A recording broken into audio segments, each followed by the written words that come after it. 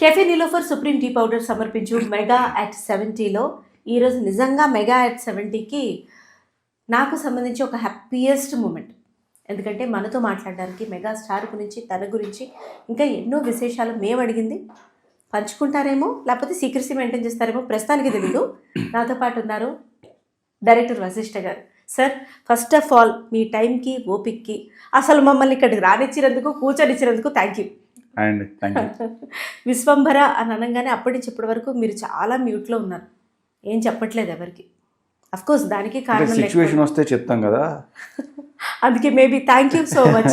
అందుకే ఈ మెగా 70 అన్న ఈ పండుగని మేము సెలబ్రేట్ చేసుకుంటున్నాం. ఆబ్వియస్లీ మీరు మాట్లాడుతున్నారు, thank you so much for that.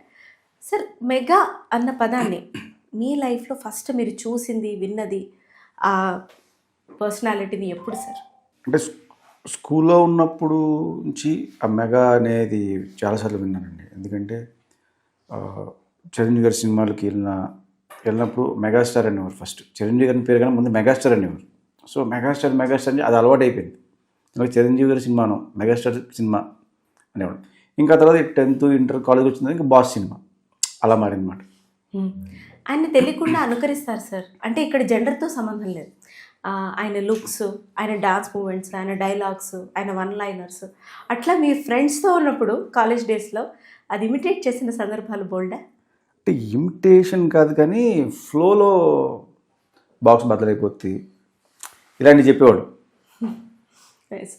Me favourite songs sir ఆయన డాన్స్కి సంబంధించి? అన్నీ చాలా ఉన్నాయి. అంటే ఒకటిని సెపరేట్ చేయలేం. అవును, అన్నీ. అండ్ నాకు బాగా ఇష్టమైన జగదేగుడ సుందర్లో సాంగ్స్, గ్యాంగ్ లీడర్ సాంగ్స్, ఇంకా అంటే ఆట కావాలా పాట కావాలా, అన్నయ్యలో అన్ని సాంగ్స్ ఇష్టం నాకు. ఇంకా చెప్పుకుంటూ పోతే ఆగదు. మిమ్మల్ని చూస్తుంటే సార్ ఇదిగో బాక్స్ కూడా అలాగే పెట్టారు. Out of the box think చేస్తూ ఉంటారు ఎప్పుడు. వాట్ మేడ్ యూ అంటే పురాణాలు ఎక్కువ చదివేవారా? చిన్నప్పటి నుంచి ఇన్ఫ్లుయెన్స్ ఉందా ఏంటి? అంటే అది తెలుసుకోవాలని. అంటే పురాణాలు చదివేను ఇలాంటివి ఏం కాదు కానీ ఎక్కువ కథలు వినేవాడిని. బేసికల్గా మా నాన్నమ్మ నాకు కథలు చెప్పేది ఎక్కువ. అలా ఎవరైనా కథలు చెప్తే ఇంట్రెస్టింగ్ వెళ్ళి కూర్చునేవాడిని.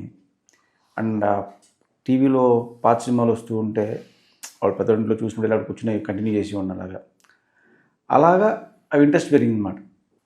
సో కథ వినడం ఓకే సార్, కానీ ఆ కథని అంత డిఫరెంట్గా రాయడం, ప్రజెంట్ చేయగలగడం, అది కూడా ఇట్స్ అ ఛాలెంజ్. అంటే మీరు అది తీసుకొని ఆడియన్స్ని కన్విన్స్ చేయగలగడం, ఇంత మెగా పొజిషన్లో మీరు ఉండగలగడం, అది వెరీ ఇన్స్పిరేషనల్. ఈ జర్నీ ఎలా సాగిందంటారు? ఎక్కడ మీకు డౌట్ కానీ, ఒక హెసిటేషన్ కానీ, అరే ఇది తీసుకున్నాను, ఈ ప్లాట్ తీసుకున్నాను, ఇట్లా కథ రాస్తున్నాను, will I be able to convince the audience or else, అలాంటి హికప్స్ ఏం రాలేదా? లేదు, ఎందుకంటే పూర్తిగా నా కథ మీద కన్విక్షన్ రాకపోతే నా కథని ఇంకొకరికి చెప్పను, లేదా స్టార్ట్ చేయడానికి స్టెప్ తీసుకోను. సో వన్స్ నా కథ మీద నా కాన్ఫిడెన్స్ వచ్చిన తర్వాతే నేను నరేషన్ స్టార్ట్ చేసి ఇంకా అక్కడ నుంచి దాని మీద వెళ్ళిపోవడం తప్ప ఎందుకు ఏంటి ఇంకా ఏ ఉండవు. బికాస్ మనం నమ్మిన దాన్ని బ్లైండ్గా వెళ్ళిపోవాలి.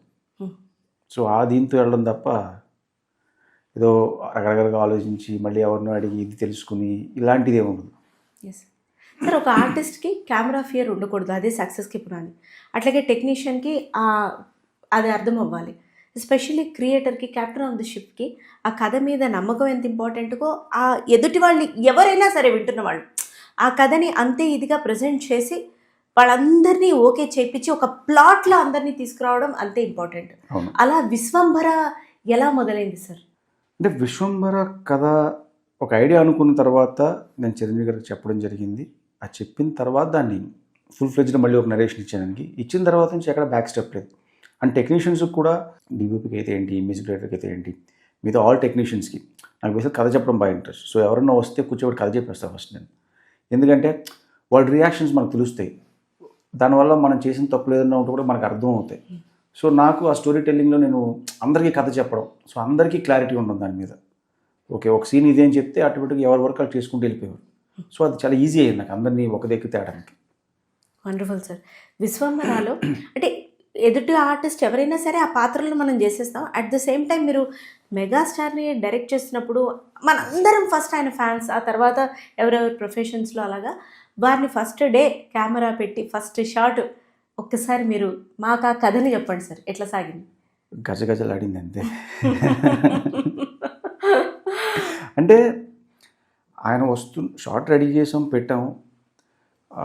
ఆయన వస్తున్నారు అన్నప్పుడు నేనే వెళ్ళి సార్ రెడీ అని చెప్పాను.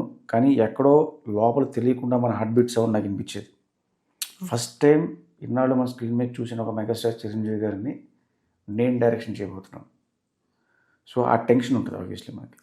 సో ఆయన అక్కడికి వెళ్ళిన తర్వాత సార్ ఇది అంటే ఆయన చూసి, ఒక అబ్బాయి నువ్వు వెళ్ళి మాడి దగ్గర కూర్చో అని చెప్పి ఆయన, నువ్వు వెళ్ళిపో నీ పని చూసుకో, టెన్షన్ పడుకోని ఆయన ఫస్ట్ రిలాక్స్ అవ్వమన్నాడు. నువ్వు కూల్ అవి కూర్చోలేను. ఓకే సార్ అని చెప్పి వెళ్ళి కూర్చున్నాను. ఇంకా అక్కడ నుంచి ఇంకెక్కడ అసలు బ్రేక్ లేదు. ఏదైనా వన్ మోర్ అడగాల్సి వస్తే సార్ ఆయన హ్యాపీగా చేస్తారండి. మీరు వన్ మోర్గా 10 సార్లు చెప్పిన ఆయన చేస్తారు. ఆయన ఒక్కసారి సెట్లోకి వచ్చిన తర్వాత ఆయన ఒక ఏమంటాం ఇమేజ్ ఇవన్నీ కూడా మర్చిపోతారు. ఆయన ఆ క్యారెక్టర్లోకి వెళ్ళిపోయిన తర్వాత ఆ క్యారెక్టర్ మాత్రమే బిహేవ్ చేస్తుంది. సో మీరు ఎన్నిసార్లు వన్ మోర్ అడిగినా ఆయన ఎన్నిసార్లు వన్ మోర్ చేస్తారు. ఒక్కొక్కసారి ఆయన వల్ల కాకుండా మనం పక్కనే ఆర్టిస్టుల వల్ల అవ్వచ్చు, లేకపోతే ఏదైనా టెక్నికల్ ఇష్యూ వల్ల అవ్వచ్చు, లేకపోతే ఇంకేదైనా ప్రాబ్లమ్ వన్ మోర్ అవుతాయి.